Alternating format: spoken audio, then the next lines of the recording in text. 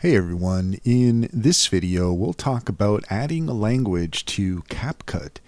In order to do so, first off, if we are in CapCut and it is open into a project, then what you're looking to do is up at the top right hand corner, you'll see the menu option. If you click on that, then you'll see here where it says settings. We can go ahead and click on that now. And then from here, you could see in the top menu the option for language. We can go ahead and click on that, and then from here you'll see the variety of languages that CapCut offers. As far as adding a language to this list here, at the moment it really is up to CapCut, the languages that they have added, so we are somewhat limited to the languages that are listed here.